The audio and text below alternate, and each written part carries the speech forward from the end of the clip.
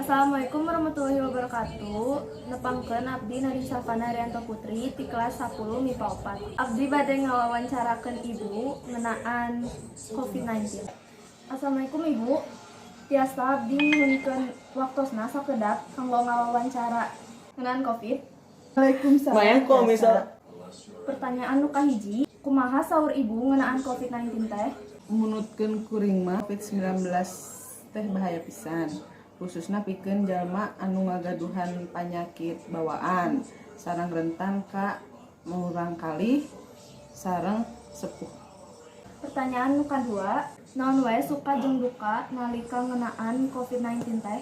Dukana nyaeta ngaganggu kegiatan sadidinten urang tina pidamelan, terus sosialisasi jeung sasama sareng masalah ekonomi oge. Sukana sigana mah teu aya.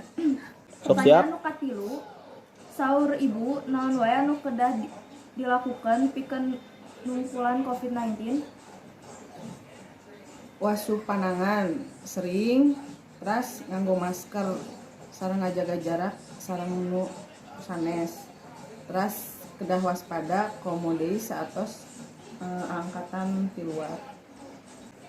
Kumaha carana teh supados henteu kakenaan COVID-19?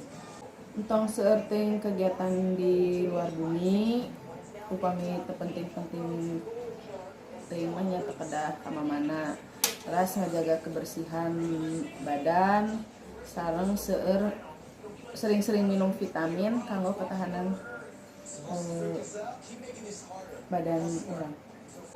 Kumaha saur ibu ngeunaan murangkalih nu kedah diajar di bumi teh? Kaosna teh kadang teu paham dina nerangkeun pelajaran, terus sareng susahna masihan terang ka murangkalihna, terus masihan motivasina oge rada-rada susah malales. Sakitu wae wawancara simkuring sareng pun ibu pangaos ngeunaan COVID-19. Hatur nuhun satacana. Assalamualaikum warahmatullahi wabarakatuh.